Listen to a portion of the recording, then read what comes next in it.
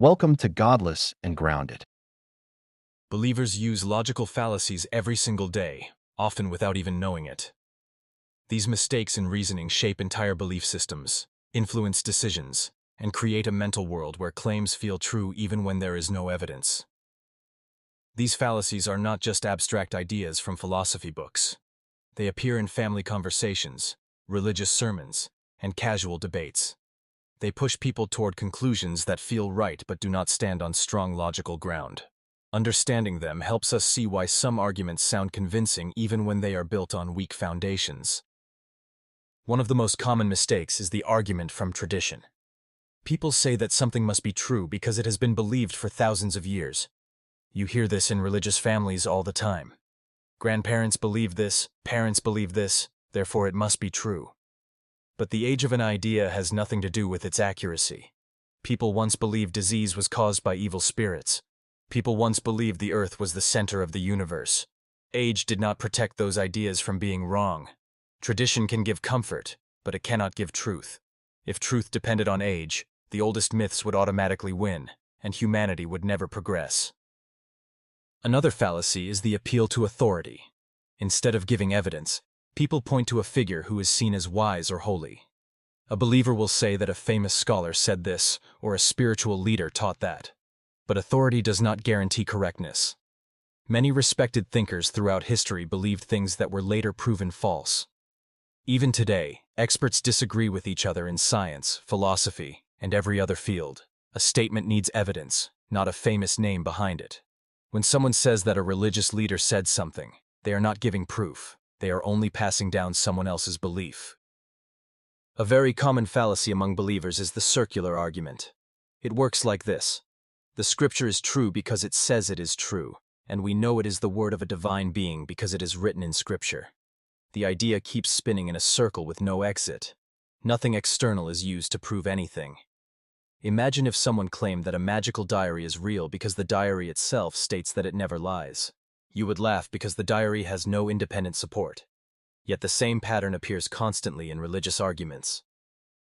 Then there is the special pleading fallacy.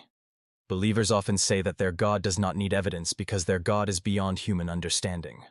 When someone asks for proof, they respond that the rules of logic do not apply to divine beings, but they still use human logic to claim the divine exists. When someone questions contradictions in holy texts, believers say that the divine has mysterious reasons. This fallacy protects a belief by inventing vague exceptions. If any other claim used the same method, people would reject it instantly. For example, if someone claimed a dragon lives in their basement but is invisible, silent, intangible, and cannot be detected in any way, you would not believe them simply because they added magical exceptions. Yet this same thinking is sometimes used to defend religious claims. Another fallacy that appears everywhere is the argument from ignorance. People say that because something has not been disproven, then it must be true. Believers claim that no one has disproven their God, so that means their God must exist. But by that logic, every idea that has not been disproven must be real. Invisible unicorns, hidden fairies, unknown beings under the ocean. Lack of disproof is not proof. The world is full of mysteries, but mystery is not a license to declare anything true. We often see the emotional appeal fallacy. Believers say that life would be meaningless without a divine being. People claim that morality would collapse if there were no supernatural judge watching over everyone. They say that the thought of death is too frightening without an afterlife. But emotional comfort has no connection to truth. A story can make us feel safe or special, but that does not make the story real. Children find comfort in fairy tales. That does not turn the fairy tales into facts. Another fallacy is the slippery slope. Many believers say that if society moves away from religion, then everything will fall apart. They claim that people will become immoral, families will break down, and chaos will rule. But history shows that the opposite is often true. In countries with lower levels of religious belief, you find lower crime rates, better education, and stronger social systems. If the slippery slope argument were correct, then these countries would be in chaos. But they are not. Fear is not an argument, and predicting disaster does not make disaster true. Believers also use the no true believer fallacy. When a religious person does something harmful or immoral, others claim that the person was never a true believer in the first place. This keeps the religion safe from criticism. If a believer commits a terrible act, people say that a true believer would never do that. But this is simply redefining terms to protect the belief system from responsibility. If a group claims that its system makes people moral, then people who follow that system should reflect that claim. You cannot keep shifting the definition to avoid admitting that belief does not guarantee good behavior. Another widespread fallacy is the straw man argument. Instead of responding to actual criticisms, believers attack a weaker version of the argument. For example, critics say that there is no evidence for miracles, and believers respond by saying that critics hate faith or hate spirituality. Critics say that religious texts contain contradictions, and believers respond by saying that critics want to destroy all meaning in life. Instead of addressing the real point, they attack a distorted version. A straw man is easy to knock down, but it never addresses the real issue. A very common fallacy is confirmation bias. People focus on information that supports their belief and ignore information that challenges it. If something good happens, people say that it is proof their God listens.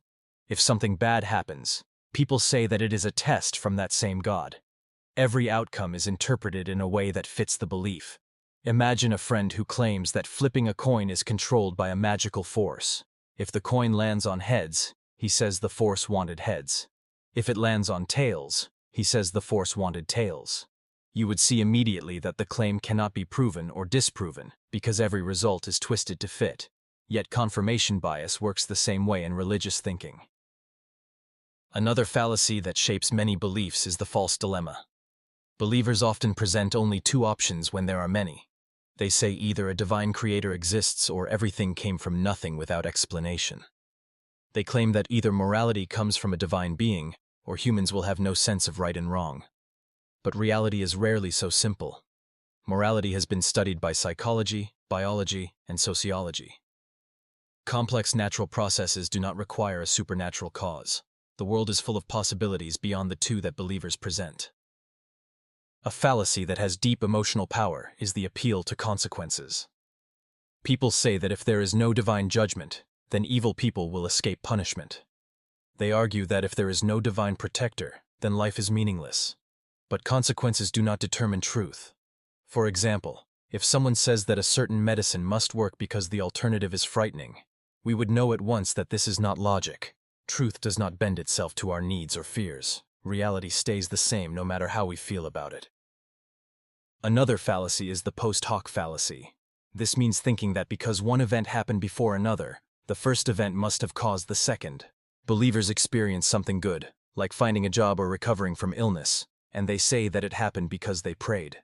But when people do not recover or do not find a job, the same believers say the divine had a hidden plan. Real cause and effect require evidence, not coincidence. If someone prayed for rain and it rained the next day, that does not prove anything. It simply proves that weather changes. And then there is the final fallacy for this section, which is the unfalsifiable claim. This is when someone makes a statement that cannot be tested, confirmed, or denied. Many religious claims fall into this category. A believer says that a divine being is everywhere but cannot be detected. They say that a divine plan exists but cannot be questioned. They say that miracles happen but only in ways that cannot be verified. A claim that cannot be tested cannot be used to reach truth.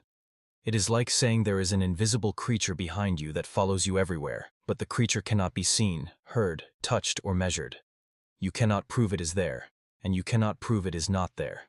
That means the claim is empty. Believers use many other logical fallacies every day, often without realizing that these patterns of thought limit their ability to question ideas. These fallacies shape conversations in families, religious gatherings, political speeches, and debates about morality. Understanding them helps us see how beliefs can feel convincing, even when there is very little substance behind them. When we break these fallacies down, the arguments lose their magic because we begin to see where the reasoning fails. One pattern you see constantly is the fallacy of jumping to conclusions. A believer might have a dream, a lucky moment, or a sudden feeling, and they quickly conclude that a divine message was sent to them. They interpret coincidences as intentional signs. They take random events and give them supernatural meaning. Humans are wired to look for patterns, and in ancient times this helped our ancestors survive. But in the modern world, this instinct often tricks us. For example, someone thinks of a friend and that friend calls them shortly after. They immediately say it was divine intervention, while ignoring the hundreds of times they thought of the same friend and no call followed. We also see the appeal to personal incredulity. Many believers say that they cannot imagine how life could exist without a creator. Therefore, a creator must exist. They say that the complexity of the universe is too much for them to understand. Therefore, a divine designer is the only explanation. This is not logical reasoning. It simply means they lack understanding of natural processes. If someone does not understand how computers work, that does not mean a supernatural force created computers. A gap in knowledge does not prove anything. It only proves that the person needs more information. Another fallacy that appears frequently is cherry picking. People select the facts they like and ignore the ones they dislike. A believer reads a holy text and highlights verses about kindness, but avoids verses about violence or discrimination. They notice moments in life that seem to match their beliefs, but ignore all the moments that conflict with them. Cherry picking creates a false sense of accuracy. It is like taking a few good scenes from a terrible movie and claiming the whole film is excellent. You cannot get a full picture if you only look at the parts you want to see.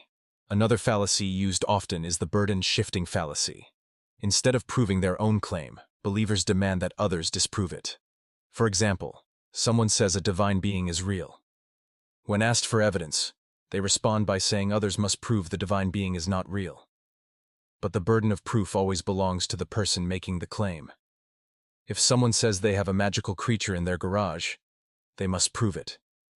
They cannot demand that others prove the creature is not there. Otherwise, anyone can claim anything and never carry responsibility for evidence. We see another pattern called the appeal to mystery. When believers encounter contradictions or confusing parts of their faith, they say that the divine works in mysterious ways. This stops the discussion instead of solving the problem. There is also the selective memory fallacy. People remember the times their prayers seemed to work but forget the times they did not. They remember moments that fit their belief and erase moments that do not. A person prays for recovery and recovers, and that becomes evidence. But when someone prays and still loses a loved one, believers quickly shift the explanation. They say it was a test or part of a divine plan. This selective memory protects the belief from reality. It is the same method used by gamblers who remember wins and forget losses. They convince themselves they are successful. A fallacy with strong emotional influence is the appeal to fear. Believers say that without a divine being, people will fall into sin, chaos, and disaster. They warn that questioning faith will bring curses or punishments. Fear is used to keep people obedient. But fear has no power to create truth. If someone says a story is real because rejecting it might bring harm, that story is not proven. It is only threatening. If a child is told that a monster will attack them if they do not behave, the child may obey, but the monster does not become real. Fear controls people, but it does not produce evidence. Another related fallacy is the appeal to comfort. Believers argue that their faith must be correct because it gives them peace or hope. They say that without faith, life feels empty, so faith must be true. But comfort is not evidence. If someone finds comfort in believing that a lost loved one is still watching them, that does not prove it. People create comforting stories all the time, from guardian angels to lucky charms, but comfort and accuracy have no connection. Another frequent mistake is the identity fallacy. People confuse criticism of an idea with criticism of themselves. They hear someone questioning religion, and they feel personally attacked because they have tied their identity to the belief. Instead of addressing the argument, they defend their personal worth. But the truth of an idea is separate from the person who believes it. If a scientist receives criticism for a faulty experiment, it does not mean the scientist is worthless. It simply means the idea needs correction. When believers tie their entire identity to a belief, logical discussion becomes impossible. Many believers also use the fallacy of assuming intent. When something happens, they assume that a divine being wanted it to happen. They assume purpose behind every event. If a storm destroys a house, they say it is part of a divine plan. If someone survives an accident, they say that divine protection saved them.